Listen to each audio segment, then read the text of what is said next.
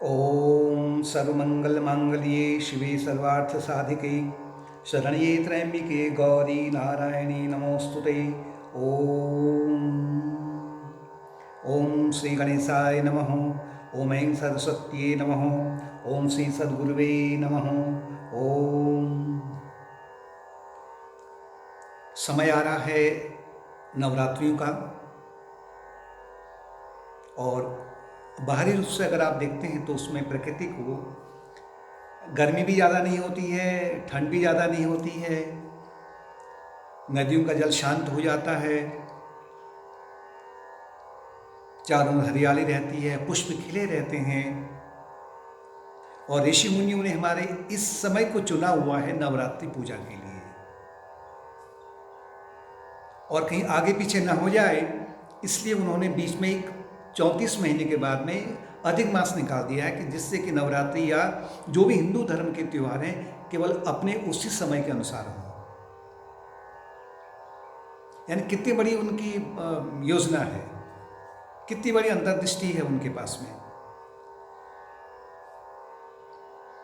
नवरात्रियों में हम माँ ईश्वर को माँ के रूप में पूजते हैं। ये हिंदू धर्म की एक महान उपलब्धि है कि भगवान जो कि न स्त्री है, न पुरुष है, न नपुंसक है, निर्गुण निराकार है, सर्वव्यापक है, उसे अपनी मानसिकता के अनुसार में कभी हम उस भगवान को पिता के रूप में पूछते हैं कि भगवान हमारे पिता हैं। जैसे राम हैं, कृष्ण हैं, शिव हैं, गणेश हैं, विष्णु भगवान हैं। और फिर कभी हम उसी भगवान को माँ के रूप में पूछते हैं, जगत जननी के रूप में पूछते हैं। और माँ के रूप में माँ से एक प्रकार का एक अद्भुत प्रेम होने लग जाता है। जो बात हम पिता को नहीं कह पाते हैं वो हम माँ के सामने कह डालते हैं। बच्चा यानी कि बच्चा जो है, कभी कभी बालक अपनी जो इच्छाएं हैं उनकी पूर्ति कराने के लिए वो माँ को के पास पहुँचता है, माँ को अप्रोच करता है कि हे माते, कि मेरा ये काम आप पिताजी से करवा लो। क्योंकि माँ में क्या है, धैर्य है, क्षमा है, करुणा है, प्रेम की मूर्ति है। पिता में थोड़ा अनुशासन है, कठोरपन है, यानी कि वो आरंभ में थोड़ा सा अच्छा नहीं लगता है, लेकिन दोनों एक ही है। ऐसा नहीं कि दोनों अलग हैं।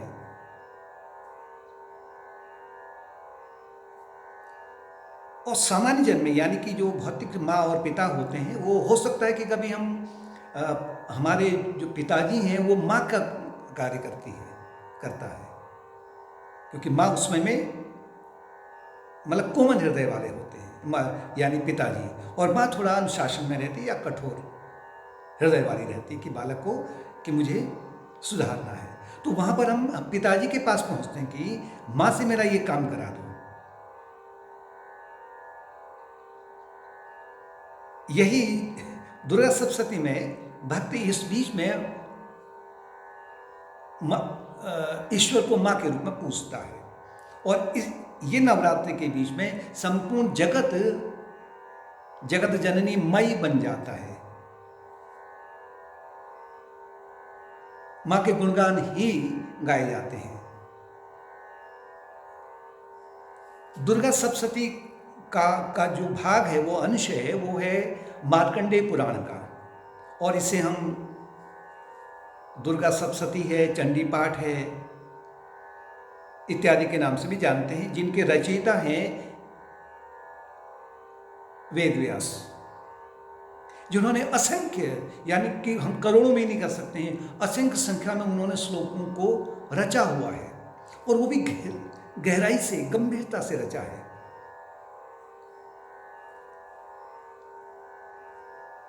सामान्यतः इसका जो युद्ध है, क्योंकि आपने ये भी सुना होगा कि अधिकांश और धर्म वाले भी या हिंदू धर्म वाले भी थोड़ा सा, जो अभी थोड़ा सा नीचे लेवल वाले हैं, वो भी कहते कि इसमें क्या रखा है, इनमें जहाँ तहाँ युद्ध ही तो युद्ध है। रामायण देखो वहाँ युद्ध है, महाभारत देखो वहाँ युद्ध है, श्रीमद् भागवत देखो वहाँ युद्ध है, शिव पुराण देखो, वहाँ युद्ध है। भाई तुम्हारे किस शास्त्र में युद्ध नहीं है? कहाँ झगड़ा नहीं है? है, अवश्य है, दिखाई पड़ रहा है, लेकिन वो युद्ध कौन सा है? वो युद्ध को जानने के लिए, वो युद्ध मुख्य रूप से क्या है? वो युद्ध अपने मन के भीतर जो कलमश है, मुख्य रूप से जो शत्रु हैं, कौन से? मुख्य रूप से काम, क्रोध, लोभ, मोह, मद और मात्सर्य, षड्रिपु इसे कहते हैं। और ये एक प्रकार के सेनापति हैं, और इनसे अनेक जो सेना और उत्पन्न होती है। जैसे घुड़सवार हैं, हाथी वाले हैं, पैदल वाले हैं, तो पूरा का पूरा जो जंजाल है वो तो उनसे युद्ध करना है। अगर विजय पानी है, परम विजय पानी है, जिस विजय के पास में कभी फिर हार ना हो, तो वो उसमें तो युद्ध करना ही करना पड़ेगा। और साधक के लिए युद्ध बड़ा अनिवार्य है। और इनकी जो कथाएं हैं दुर्गा सप्तशती की, बड़ी रोचक हैं।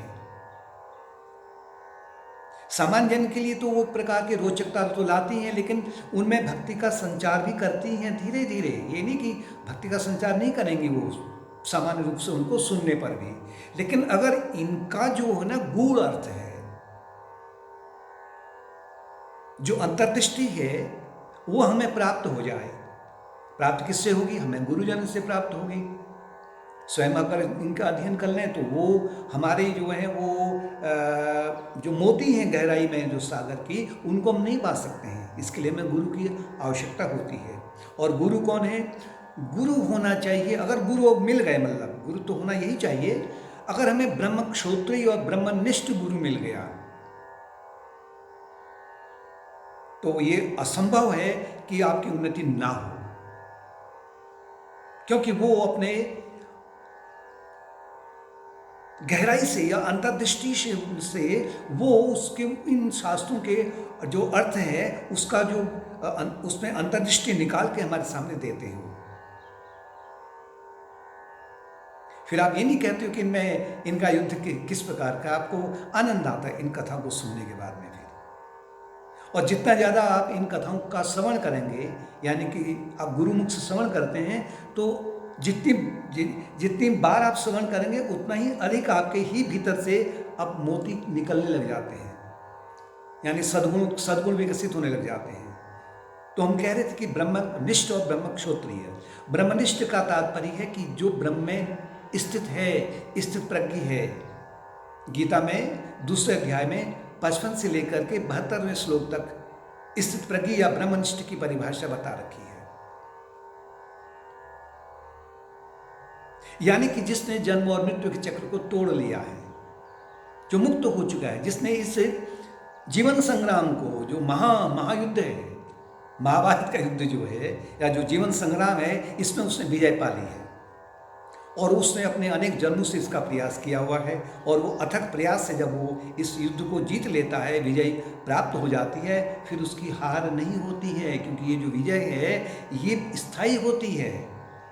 और जो विजय है संसार की, चाहे कितनी भयानक या कितनी बड़ी विजय हो, उस विजय के बाद में भय रहता है कहीं मैं हार न जाऊं।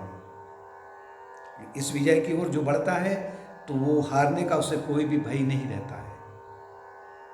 तो जिसने उस ब्रह्म को पा लिया है, आत्मज्ञान से हो चुका है, वो ब्रह्मनिष्ठ कहलाता है। अगर वो ब्रह्मनिष्ठ के साथ में ब्रह्मक्षोत्रिय है, ब्रह्मक्षोत्रिय का तात्पर्य है कि उस ब्रह्म ज्ञान को, उस आत्मज्ञान को उस समय के अनुसार में, उस समय के लोगों को, उनके सामने उनकी भाषा में, अत्यंत सरल भाषा में, बड़े प्रेम से उनको समझा सके। कोई व्यक्ति नींद में है ना, गहरी नींद में है वो, अगर माना उसे आपने जल्दी उठाया, क्या करेगा? वो क्रोधित हो जाएगा। तो जगाने के लिए भी उससे बड़े प्रेम से जगाता है, और धीरे धीरे वो जब जगता है तो उसे बड़ा आनंद आता है, अच्छा लगता है उसे। तो ब्रह्मनिष्ठ और ब्रह्मक्षोत्रिय इस प्रकार का कोई अगर गुरु है, वो अगर वो मिल जाए तो उनके सानिध्य में रह करके इन कथाओं का जब हम अध्ययन करते हैं, समझते हैं, अनुपालन करते हैं, तो समझिए कि आपका पुनर्जन्म हो गया है। और बदलाव ना हो ये नहीं हो सकता है। तो इसके लिए हमारा बड़ा अहोभाग्य है, इस आश्रम का बड़ा अहोभाग्य है कि हमारे गुरु महाराज श्री स्वामी ज्योतिर्मयानंद महाराज जी ने जो इन कथाओं को का जो सार हमारे सामने दिया हुआ है वो हमें उपलब्ध है, और उन्हीं की कथा के उन्हीं के सार के अनुसार में हम इन 10 दिन तक अलग अलग चरणों में इसका अध्ययन करेंगे, जो कि हम YouTube में इनको डालते रहेंगे। प्रतिदिन हम 2 या 3 लेक्चर हम इनको छोटे छोटे रूप में डालते जाएंगे, जिससे कि जो श्रोता है, जो साधक है या भक्त है, वो लंबे लेक्चर को सुनने के लिए बोर ना हो जाए, यानी वो उसे एक प्रकार का उत्सुकता रहे कि आगे क्या होने वाला है। तो दुर्गा सप्तशती को 3 भागों में बांटा गया है, या ये नवरात्रि जिसे कहते हैं। इसमें पहला, दूसरा, तीसरा दिन हो गया, रात्रि हो गई, और फिर चौथा, पांचवा, छठा दूसरा भाग, तीसरा भाग है 7वां, 8वां और 9वां, 3 खंड हो गए। और 10वां दिन जो है उससे कहते हैं विजयादशमी का त्योहार। और पहले के जो 3 दिन हैं इनको जैसे कि एक ही जो परमात्मा है वो माँ के रूप में 3 रूप में अवतरित होती है भक्त के भीतर में, जगत में भी, संपूर्ण जगत में भी, और भक्त के हृदय में भी। पहला महा दुर्गा या महाकाली, फिर महालक्ष्मी, और फिर महासरस्वती, और 10वां दिन है विजयादशमी का। महादुर्गा के रूप में माँ भक्त के भीतर के जो अवगुण हैं, जो रिपु हैं, जिसको अभी कहा गया है कि जो जैसे कि काम है, क्रोध है इत्यादि है, जो आसुरी गुण हैं, इसे समाप्त करना है, यानी कि भक्त को इनसे युद्ध करना है। युद्ध चलता है उसका।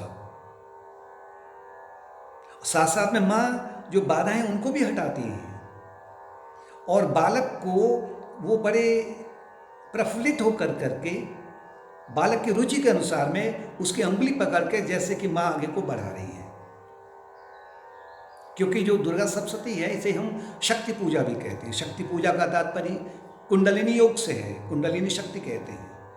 कुंडलिनी शक्ति का अध्ययन करने के लिए इसमें कुंडलिनी अपने आप ही मूलाधार चक्र से सहस्रार चक्र तक अपने आप पहुंचती है।